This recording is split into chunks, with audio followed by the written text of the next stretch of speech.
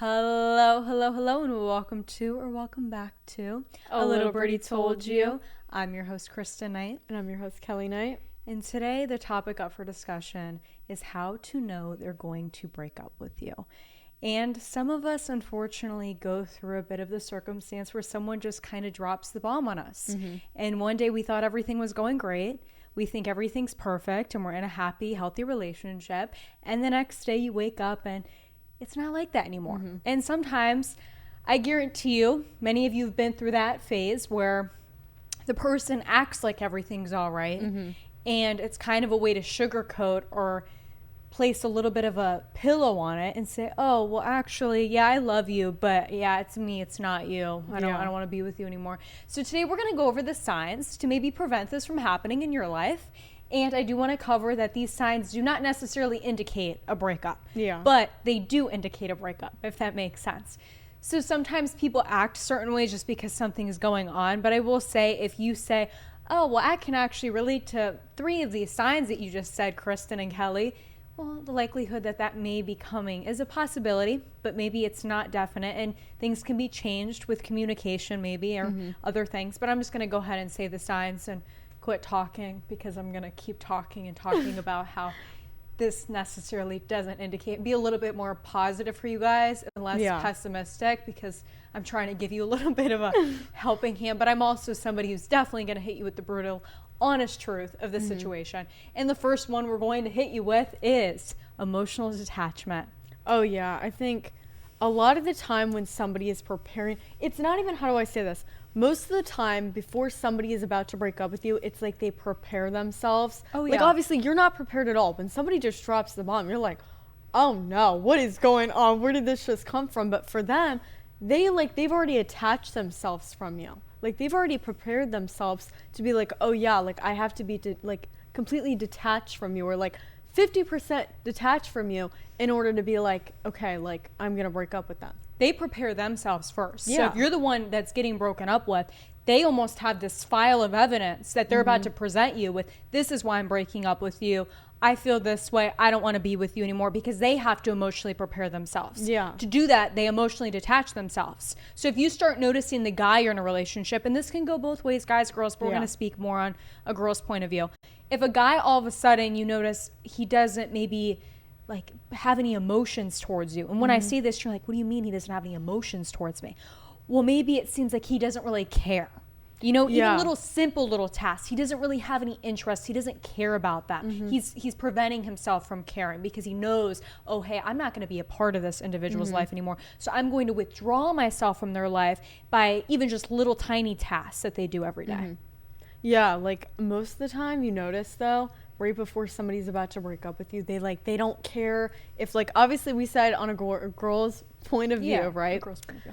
Like all of a sudden you see like guys are interested in you, right? And then all of a sudden the guy you're dating is like, I don't really care. Like it doesn't faze them anymore. You know, like at the beginning they're like, oh yeah, like I don't like that guy's talking to you, this and that. And then all of a sudden, like, I don't even know, like they see guys staring at you and they don't care anymore. They don't mind. Yeah, they don't mind it. They're like, oh, it's fine. Like I don't care, because they know they're not going to be with you anymore and it doesn't matter to them.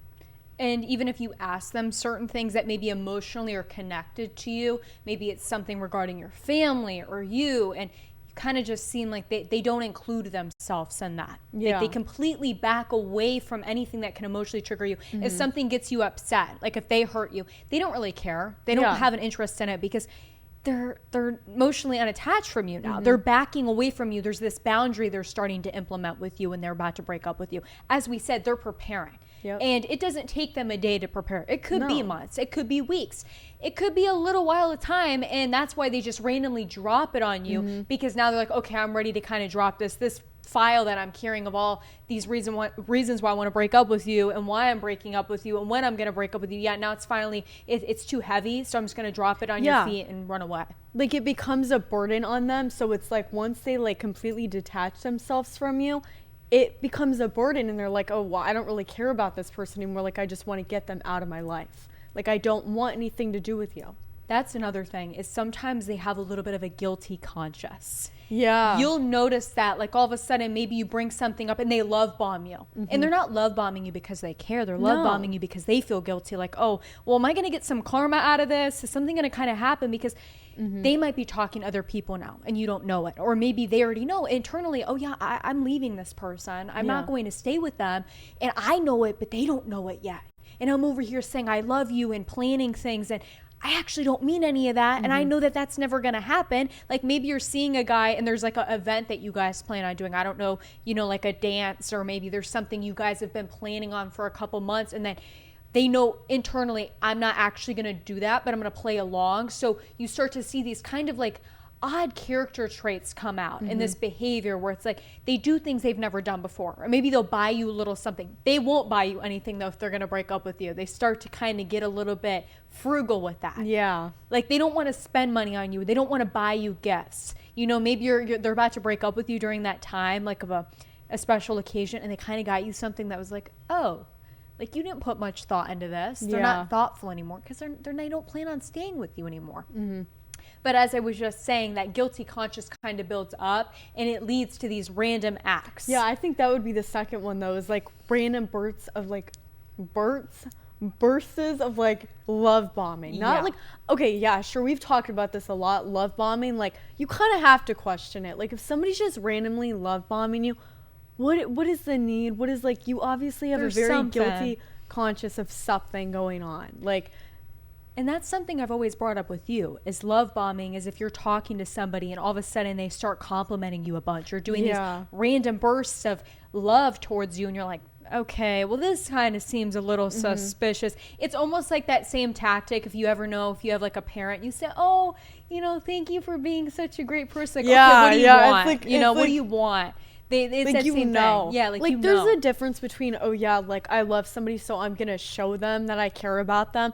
But it's not overly where you're like, oh, like, you know what I'm saying? Like, you're like, oh yeah, you can tell that they love me. You know what I'm saying? It's not like, whoa, I know you don't love me the way that you're acting right now. Like, that's a little suspicious. And when you know somebody and know their character and their behavior, you can tell. You can identify those little acts and that demeanor that they present to you. You kind of can identify, okay, this is a little off. What are you hiding from me? Or they act a little odd. Like, maybe one thing that they choose to do is completely remove themselves from certain places. Maybe they don't want to come over to your house, or maybe they don't want to be around your family or your friend group. And when you notice them starting to back away from just little simple things like that, it's them preparing themselves. Another thing though is because the people that love and care about you will notice. They're going to notice. So they're going to be like, oh, I don't want to be around your family, your friends. I don't want them to notice the way that I'm acting is going to be different, and people are going to pick up on it and they're going to tell you. Yeah, they're going to identify it and kind of present it to you like, yeah, he's acting a little weird. Another thing you might notice that may come up is a lack of communication. Yeah. And what I mean by that is when you try to communicate, maybe you identify these traits. Maybe you're like, okay, I noticed this. He's acting a little strange. I'm going to bring it up to him and ask him what's going on. And you bring it up and he's like, oh, no, nothing. Everything's fine. I'm just kind of having a bad day. And then they refuse from talking about it. They just don't want to talk about it. They disregard the conversation as a whole. And you're like, well, that was kind of strange because we usually communicate about things. Yeah. Well, they don't want to communicate with you anymore because A, they might have a little bit of that guilty conscious thing going on, and they might be like, oh shoot, I can't talk about this. It's going to bubble up to the surface. Or C, I'm already jumping to C. Okay. So B would probably be that they don't want to confront their feelings yet. And a lot of people don't want to confront this, and the C would be that not only do they not want to confront it, but they already know what's going on and they're trying to detach themselves from you. They detach themselves from having emotional vulnerability. When we communicate, what does that build, guys? That builds emotional vulnerability. Yeah. We're having a conversation with somebody. We're opening up about our feelings, our thoughts, our beliefs, and that's going to establish intimacy and like a connection with them. So refraining from that, you're preventing that from happening. So they're going to prevent that from happening as much as they possibly can. And that might be another thing you might notice. I know I keep jumping around. They might not want to be intimate with you. They might not want to hold hands. They might kind of not want to kiss you or do things that a couple would do. And that might be a little bit of a trigger to you because you might say, okay, well, they're trying to act like we're just friends now. Yeah.